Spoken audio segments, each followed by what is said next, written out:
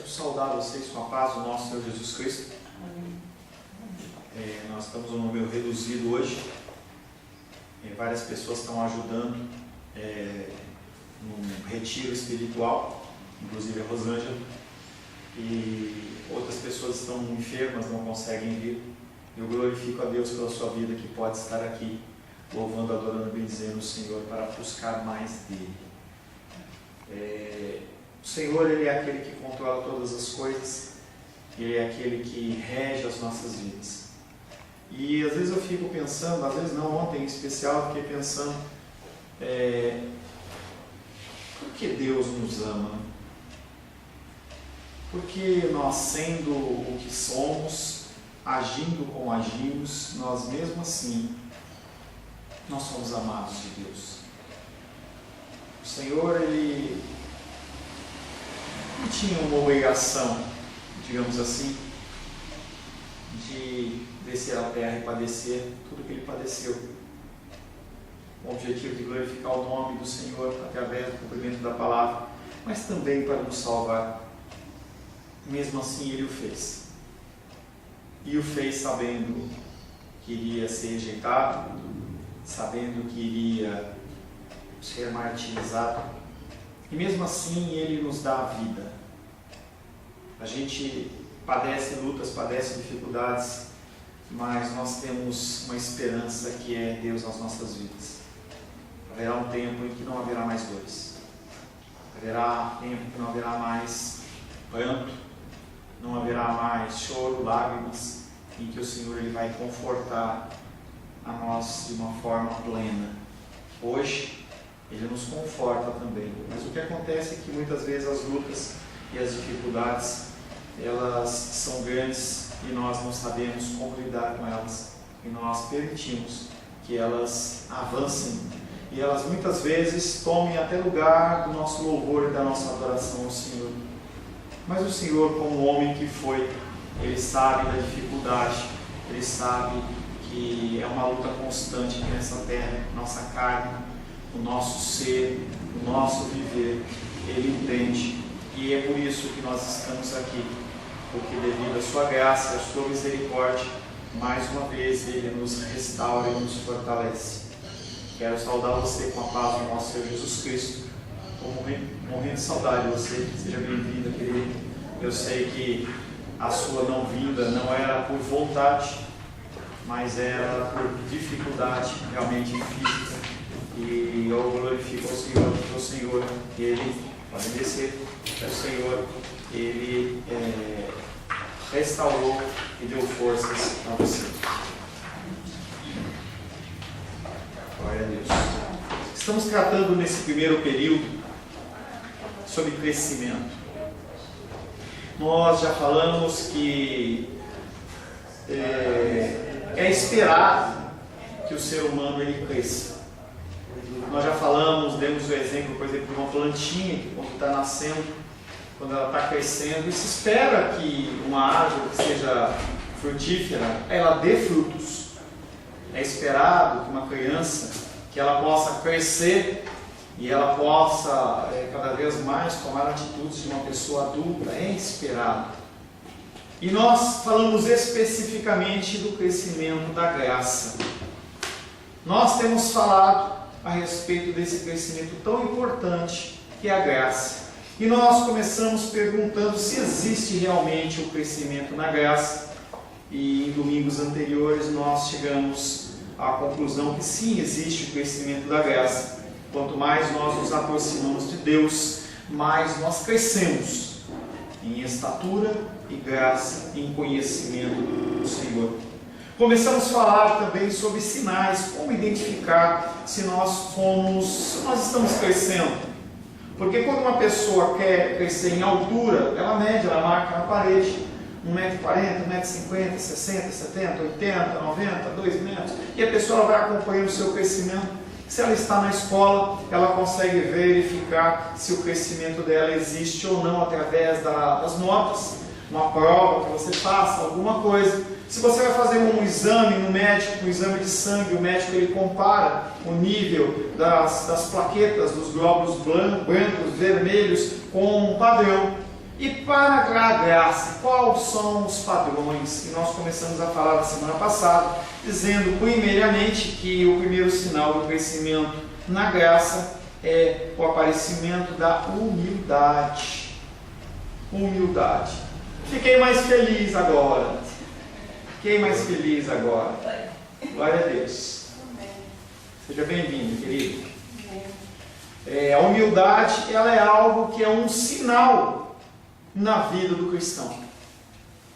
Não é o crescimento no sentido de que eu fico melhor, eu fico mais esperto, não, mas é você cada vez mais identificar em si mesmo a sua pecaminosidade e você conseguir olhar para os outros de uma forma diferente. É uma grande dificuldade que o ser humano tem, é olhar para os outros com amor. Olhar para os outros de uma maneira em que eles são pessoas importantes.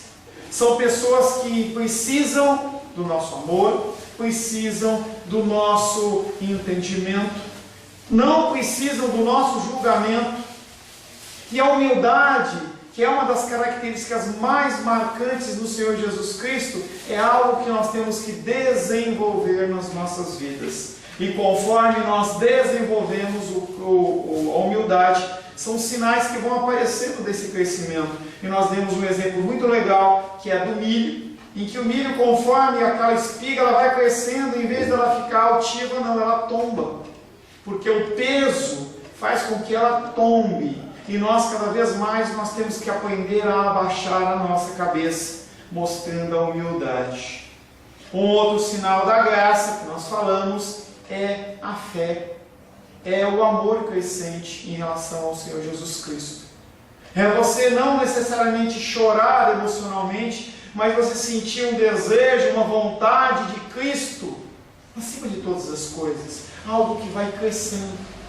Algo que você consegue perceber, que começa a inflar como um balão, em que ele vai enchendo, e você começa a sentir cada vez mais desejo e vontade deste amor por Cristo.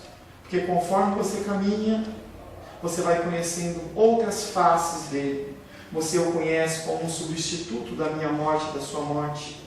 Você o conhece como intercessor, como sacerdote, como nosso advogado, como médico dos médicos. Quando nenhum medicamento resolve, quem pode resolver é o médico dos médicos. E você também o conhece como seu pastor, como aquele que está sempre com você e como seu amigo. Ele não te oprime, ele te ama. E conforme nós vamos crescendo nesse cristianismo, nós vamos percebendo que Cristo, ele é suficiente. Cada vez mais as coisas que eram tão importantes para nós, elas vão ficando em segundo plano e Cristo vai sendo cada vez mais exaltado. Primeiro, humildade. Segundo, crescimento em fé e amor ao Senhor Jesus Cristo. Um terceiro que nós vimos na semana passada é uma vida que ela vai amadurecendo em santidade, em que você começa a abrir mão de coisas, abrir mão de pensamentos e começa a mudar o seu comportamento. Não porque um pastor falou, não porque alguém te deu uma ordem, não porque alguém falou assim, olha, se você não fizer assim você vai para o inferno. Não, porque você é naturalmente convencido pelo Espírito Santo, que você tem que mudar, que tem que haver uma transformação. Aquela palavra que é proferida pelo pastor, aquela palavra que você ouve através de um hino, a palavra que você lê, ela não é mais apenas um texto, mas é uma verdade que você precisa ser mudado e transformado. E essa caminhada é algo que é durante toda uma vida. Não é algo que é pautado apenas por um momento, mas é pautado por toda uma vida. E aí nós vamos sendo conformados, nós vamos pegando a forma de Jesus Cristo.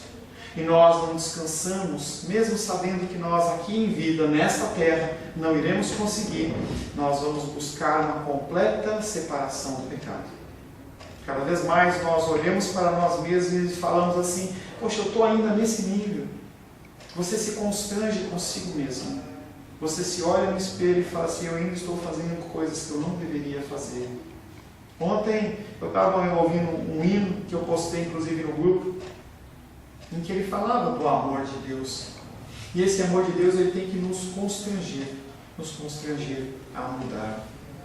Um outro sinal da graça é nós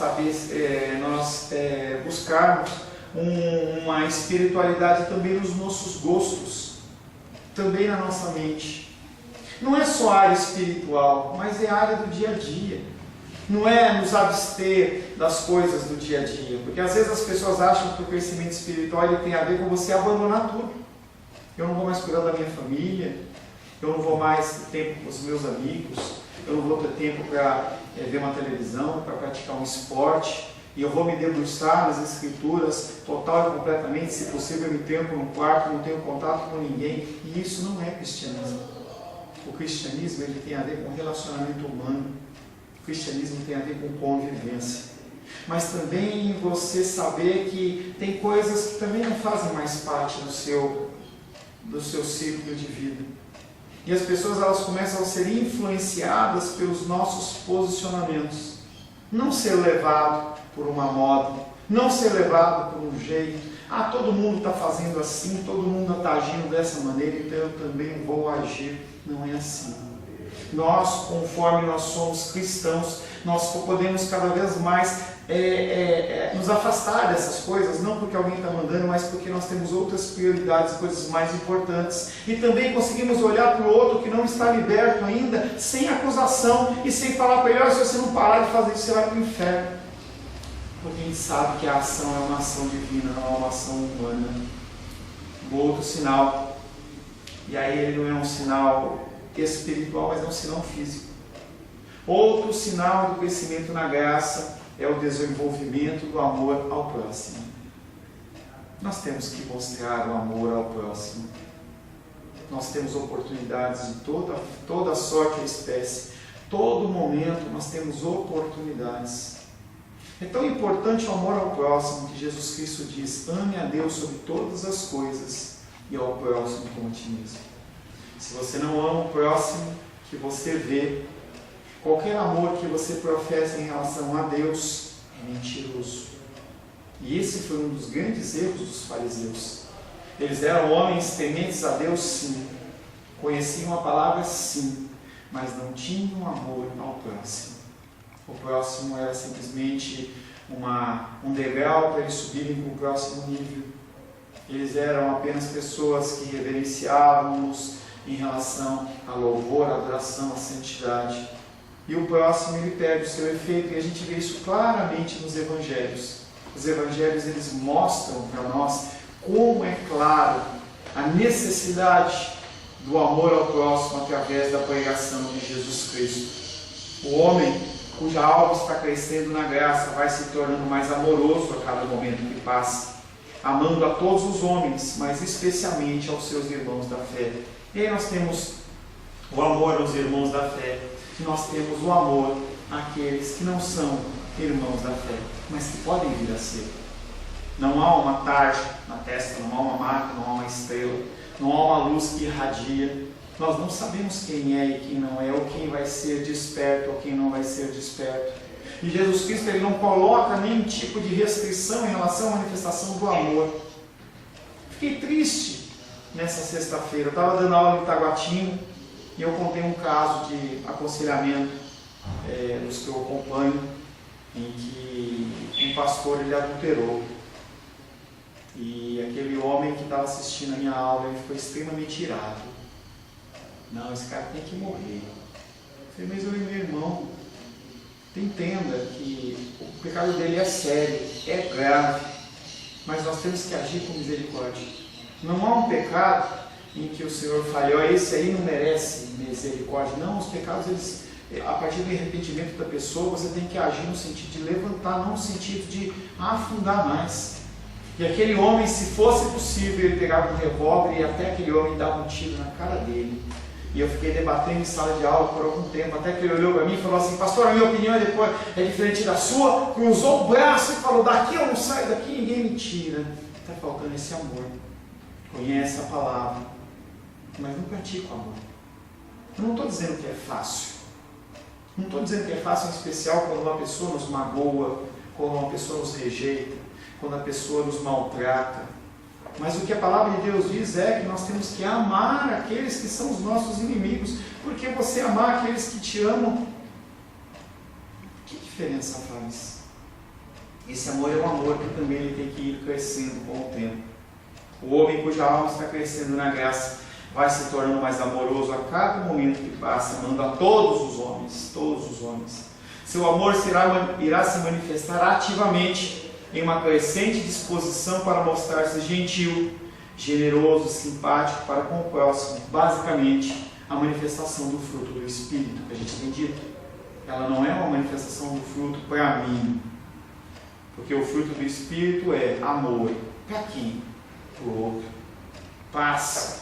Eu levar a paz para o outro. Manifestar a benignidade, a bondade para o outro. O fruto do Espírito, ele diz respeito ao outro e não a mim.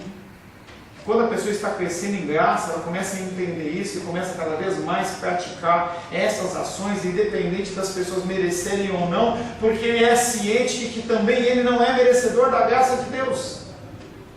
Isso é uma coisa tão importante e tão ausente dos púlpitos, que a pessoa entender, ela tem que entender que ela não é merecedora da graça de Deus. E por receber esta graça de Deus, ela tem a obrigação moral de estender essa graça a outras pessoas, mesmo que elas não mereçam, mesmo que elas nos magoem, mesmo que elas nos entristeçam. Pastorado é algo ótimo para formar o caráter de uma pessoa. E aí eu estava ontem, na sexta-feira, falando sobre esse assunto que eu estou falando com vocês, e tem um rapaz lá que ele está estudando no pastorado, e aí a irmã brincou, a esposa do pastor brincou, cutucou ele e falou assim: olha, você ainda não aceitou ainda dá tempo. Brincando com ele, pode descer, viu, queridos? Ainda dá tempo de você desistir. Você está vendo o que é o pastorado? O que é a dificuldade? Como funciona esta problemática? Como que é que age? Será que você está pronto? Será que você tem forças para fazer isso? Crescimento espiritual tem a ver com manifestação do amor de Deus em relação às pessoas. Isso será visível de modo passivo. Você não percebe isso em você. Você não percebe que você está sendo mais amoroso. Você não percebe que você está sendo mais gentil, que você está sendo uma pessoa melhor. As pessoas que estão à sua volta que percebem e olham para mim e para você e falam assim: você está diferente, você está brilhando algo. É isso que é o crescimento na graça em relação ao amor ao próximo.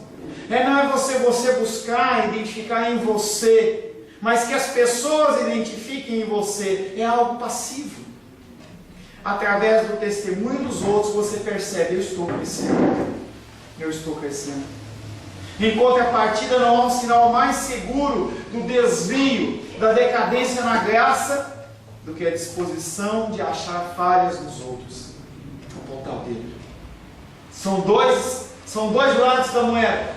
De um lado, manifestação do amor, manifestação da gentileza, da importância com os outros. Do outro lado, espírito de acusação. Eu não estou dizendo que você não tem que chamar a atenção das pessoas que estão agindo de uma maneira errada, não é isso. Uma das maiores manifestações de amor que você pode fazer por alguém é: você está errado, meu irmão. A palavra de Deus está dizendo que você está errado e você precisa se corrigir. Você precisa mudar o seu comportamento. Você está falando errado. Você está agindo com falta de amor por tal pessoa. Você está deixando de praticar o amor ao próximo. Isso chama-se amor.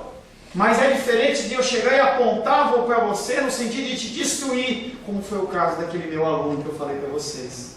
Não havia nele amor.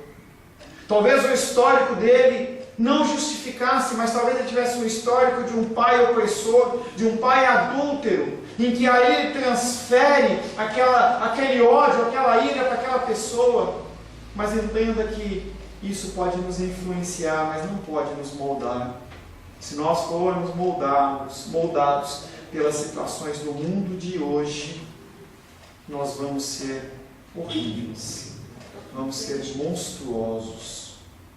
Nós vamos ser pessoas abomináveis. Um outro sinal de crescimento espiritual, de crescimento na graça, tem o foco espiritual. O que quer dizer? A preocupação da salvação com os outros, da salvação dos outros, preocupação do crescimento espiritual dos outros, orar pelas pessoas. A área espiritual, eu não tenho como interferir na tua área espiritual. Eu posso falar para você ler, eu posso falar para você orar, eu posso te convidar para um culto, eu posso fazer uma série de coisas, mas a ferramenta maior que nós temos chama-se oração. Nós separarmos tempo para as pessoas. Hoje pela manhã eu orei muito por você e pela irmã dos reis. Orei pela Lourdinha também, mas a Lourdinha mandou mensagem para mim: pastor, meu braço está totalmente travado. Ela também tem reumatismo com agravante de artrite, artrose e uma série de coisas. Se você olha a Lourdinha, você vê a dificuldade que ela tem, ela vai assistir, entendeu? Às vezes a mão dela dá tanta dor que o osso já não volta mais. Não volta mais. Estava conversando com alguém, nem sei se foi com você, em que o músculo, o nervo lá, ele forçou tanto que fez assim com o osso. Plac! Chegou ao ponto de quebrar o osso. As pessoas sofrem. Eu orei pelas duas. O que eu posso fazer em relação ao crescimento espiritual das pessoas? Orar. E mais nada. Porque eu não tenho como forçar alguém. Em batalha espiritual, a gente falava bastante assim: não adianta você ir na casa de alguém que é devoto a um santo e você falar assim: olha, eu vou levar essa imagem. Não adianta, porque essa imagem está dentro do coração da pessoa, não muda nada. Eu estou citando uma imagem, escultura, mas nós temos tantos ídolos no nosso coração. Um último sinal de crescimento na graça é o zelo crescente em fazer o bem pelas almas. Haverá um interesse intenso pela salvação dos pecadores. Pessoas abandonam seus lares para irem para a Síria, para ir para Israel. Israel é muito fácil. Para a Síria, para o Irã, para o Iraque, Coreia do Norte. E pessoas morrem. Se você olhar a história da igreja, você vê a história de pessoas que se entregaram em prol do Evangelho. Já contei essa história, volto a contar. 2 irmãos, muito bem de vida, classe média alta, chamados de irmãos moravianos. Morávios. E aí aqueles homens eles descobriram que tinham um povoado num certo local, que a palavra de Deus não tinha chegado lá. E eles, movidos pelo Senhor, fizeram de tudo para chegar naquele lugar. Tudo que eles podiam fazer, eles tentaram fazer na moça. Eles descobriram que o único jeito de chegar naquele lugar era como escravo, pois aqueles homens venderam todos os seus bens, com família, com mãe, com pai, com irmão, venderam os seus bens, a parte deles, e compraram uma passagem e fizeram um negócio com o cara da China. Nós queremos ser seus escravos. E aqueles homens se venderam como escravos para poderem pregar o Evangelho. Isso é sede pelas almas. Eu sei que nós estamos muito longe disso. E o Senhor ele não está exigindo de você isso. Porque se estivesse exigindo isso de você, o teu coração ele tinha se inflamado de tal maneira que você tinha ido. Mas o que Ele quer de mim e de você é que nós cuidemos daqueles que estão à nossa volta. Antes de você se preocupar com missões na China, se preocupe com o papai, com a mãe, com o irmão, com o tio, com o filho, com a filha, com a esposa que não é serva do Senhor, servo do Senhor. Se preocupe com as pessoas que estão no seu trabalho, na sua escola, no seu convívio. O Senhor sim separa pessoas para ir longe, mas a grande maioria é para trabalhar perto. Haverá um interesse intenso pela salvação dos pecadores. Tinha um grande pregador que ele falava, era John Knox. Ele era um homem que vivia na Escócia. É uma história muito interessante a vida desse homem. E esse homem, a oração básica dele é: Senhor, me dá almas, senão eu morro. Senhor, me dá a Escócia, senão eu morro. E aquele homem, ele dedicou toda a vida dele em prol do Evangelho. Toda a vida dele em prol do Evangelho. que pequena porção Deus nos requer. Ele nos requer tão pouco, e mesmo assim nós somos falhos com Ele. E mesmo assim, Ele nos ama.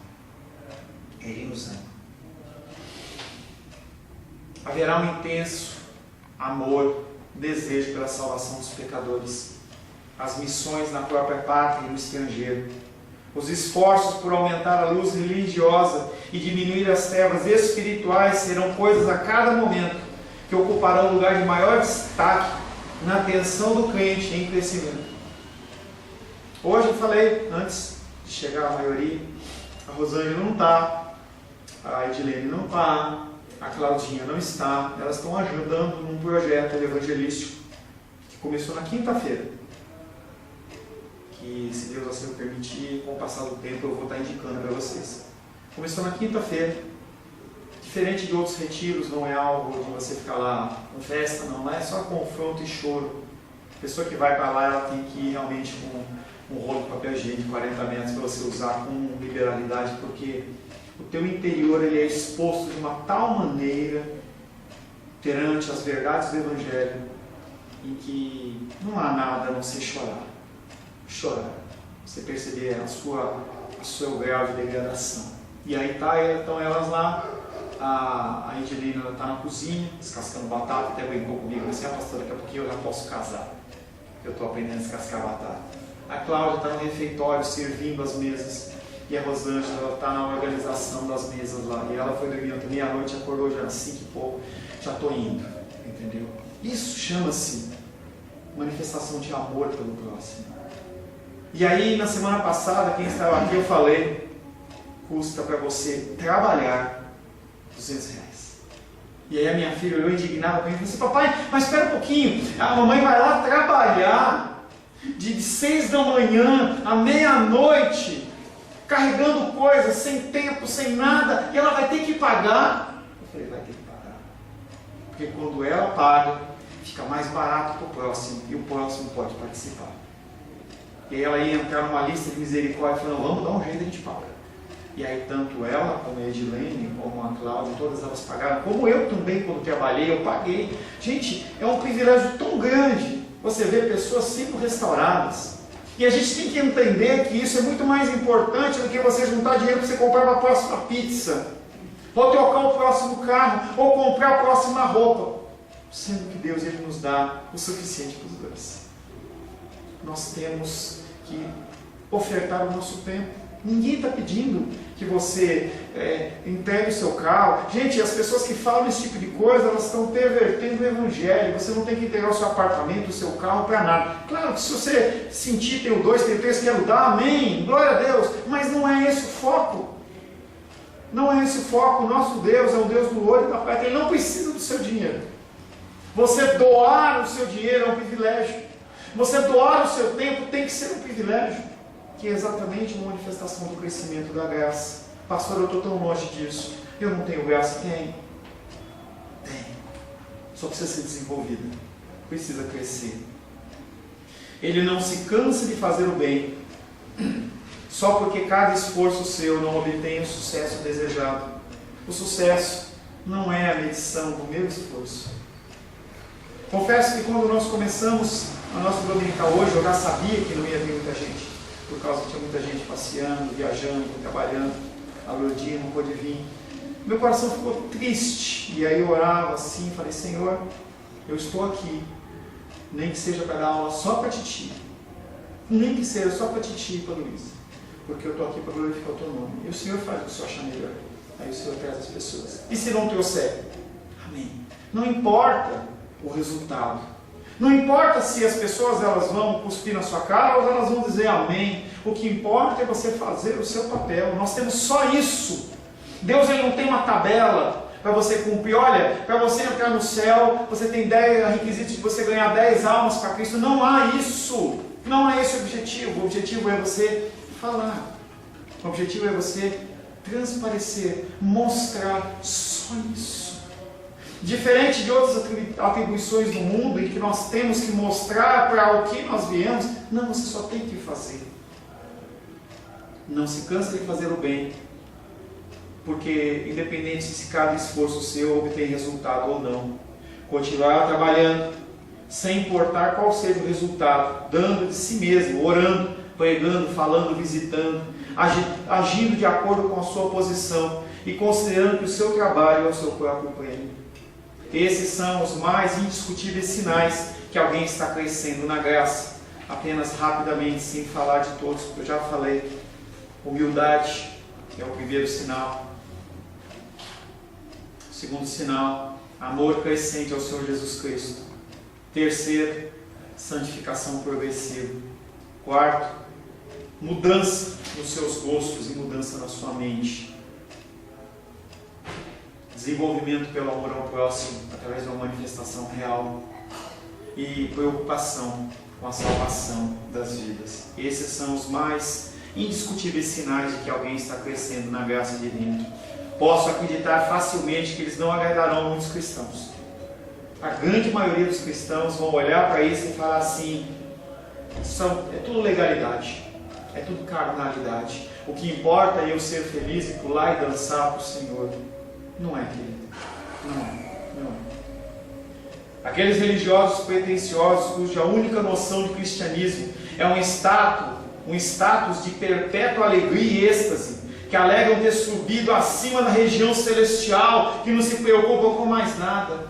Esses vão ouvir o que eu estou falando e vão falar assim: não é de Deus isso. Deus, Ele quer que eu seja feliz. Falamos sobre crescimento na graça e ele existe. Falamos de um meio que você consegue identificar na sua vida se você está crescendo ou não. E agora nós vamos falar como crescer. Pastor, como eu cresço na graça? Como que eu consigo crescer na graça? Tiago capítulo 1, verso 17.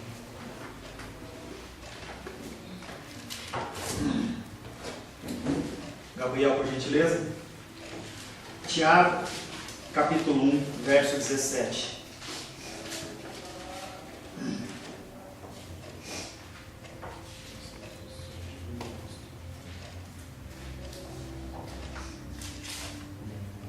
Tiago 1,17. Toda dádiva boa. Aí eu tenho que ter dois Gabriel, desculpa. Não. Começou a ler, pode ler, eu esqueci que tem dois.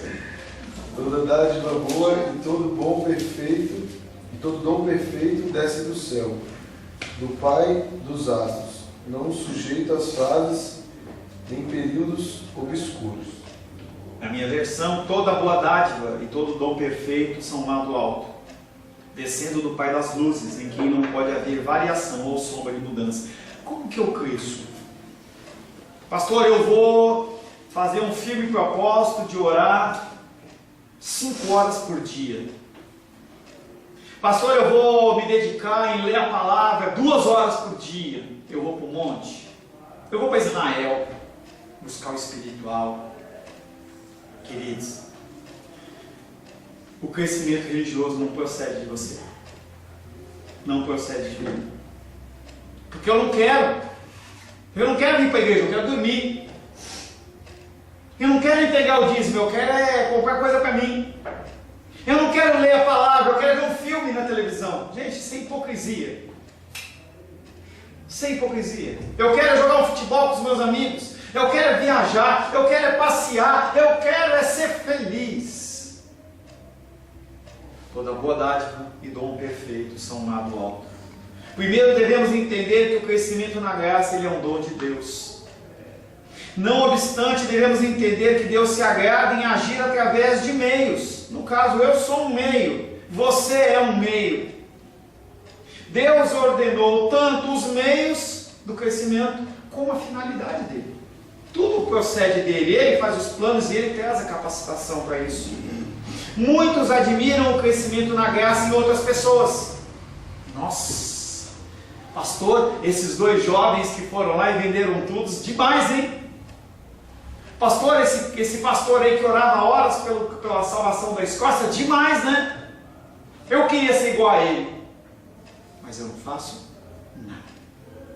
Eu queria que fosse algo que abrisse os céus e o Senhor ele viesse, aquele anjo com aquela veste talar, nem sei o que é talar, mas é bonita essa palavra, né? veste talar branca, como um deus grego, descesse com aquele cabelo encaracoladinho, tal, com uma taça não, um odre, que é o nome mais bonitão, né? De metal, de ouro, e ele derramasse sobre a minha vida, e pronto, eu virei espiritual. Mas não é assim. Não é assim que funciona. Pastor, me dá paciência, Senhor. O anjo vai lá, pega um vidrinho de paciência. Não é assim. Não é assim que funciona. Quando você pede paciência, o Senhor cria situações para que você desenvolva a paciência. É assim que funciona. Nós aprendemos desta maneira. Se você quer aprender sobre aritmética, você tem que ir na escola, fazer conta, tem todo um procedimento e jeito de agir, não tem o que fazer. É assim que age, é assim que é. Muitos admiram o crescimento na graça de outras pessoas, desejando se parecer com elas. No entanto, parecem supor que aqueles que crescem na graça são os que são mediante uma concessão divina especial, e que, visto que esse dom não lhes foi proporcionado, eu vou ficar quietinho. O crescimento na graça está vinculado ao uso de meios que estão ao alcance de todos os cristãos. Não há como Deus querer que você cresça na graça e nem todos terem as mesmas ferramentas. Nós temos as mesmas ferramentas. Que ferramentas são essas? Que meios são esses? O fator essencial ao crescimento na graça, primeiramente, é a diligência dos meios naturais, particulares, comuns da graça. Dentro dessa categoria, oração particular, seu tempo de oração com Deus. Leitura pessoal das Escrituras, não vale a leitura da Bíblia aqui na igreja, é o seu tempo. Uma meditação na presença do Senhor, um autoexame de como você está, como eu estou agindo, como eu não estou agindo, eu cresço, não cresço, estou crescendo, preciso trabalhar mais nisso, identifico que eu estou agindo mal nessa área, nessa outra. Nós temos que trabalhar isso. O indivíduo que nunca fez esforço em relação a essas coisas, não pode esperar o crescimento. Se a pessoa não ora, se a pessoa não tem tempo de oração, de leitura da palavra, de meditação, um tempo durante o dia que você para num lugar tranquilo e você fica quietinho, ouvindo Deus. Se você não olha para o teu espelho espiritual e vê se realmente você está conforme a palavra, você ouve uma ministração e fala, pô, nesse ponto eu estou errado, eu preciso mudar, você não vai crescer espiritualmente. Lembra do Salmo 23? O Salmo 23 fala que a pessoa ela é levada pelo bom pastor nas águas tranquilas. Mas essas águas tranquilas, elas não são agora. Nós temos alívio, mas não é para você montar sua casinha lá e não fazer mais nada. Essa é a razão fundamental pela qual tantos cristãos professos parecem nunca avançar. É por isso que o cristianismo no Brasil está o que está. Saiba que o grau de permissividade, o grau de pecaminosidade, seja sexual, com esses ícones que estão aparecendo aí, o grau de corrupção dentro da política, está acontecendo como está, por causa de quem? Porque nós não fazemos o que nós deveríamos fazer. A nossa vida de santidade. Não adianta você falar do político que está roubando. Não adianta. Você ora por ele. Você ora para que haja mudança na vida dele. Você ora para que os homossexuais se convertam, para que haja igrejas amorosas, prontas a recebê-los e tratá-los e cuidar deles. Você está pronto a olhar para um menino de rua e dar a atenção necessária para que ele não fique um livro traficante? São todas coisas que são obrigações da igreja, seja no âmbito prático, seja no âmbito só de oração. E nós temos que orar, e nós temos que fazer a nossa parte, mas nós não fazemos. Estamos em uma época de intensa atividade e de muita pressa. Se você olhar nas mídias sociais, você vai ver os cultos com milhares de pessoas. Milhares de pessoas. Milhares estão aguardando ansiosamente reuniões públicas, sermões, mas sermões incendiados com muita unção, com o sentimento. Eu tenho que sentir algo no meu coração, eu tenho que chorar. Eu não tenho nada contra isso. Nada contra isso. Mas as pessoas elas ficam esperando isso, alguma manifestação maravilhosa, uma campanha deslumbrante, algo que venha a trazer um impacto no coração da pessoa tal que mude ele. Entenda que esse tipo de culto, olha como é duro e triste que eu vou te falar, prepara. Esse tipo de culto é culto a Baal. Baal, divindade, que Elias lá atrás combateu. E aí eu estava conversando com um pastor amigo meu que pesquisou sobre o culto a Baal. E o culto a Baal tinha a ver com sensações. Quando você chegava no lugar de adoração a Baal, era um lugar muito bonito. Havia muito perfume. As pessoas, pelos sentidos, se sentiam bem naquele lugar. Tinha um cheiro agradável. Os lugares eram confortáveis.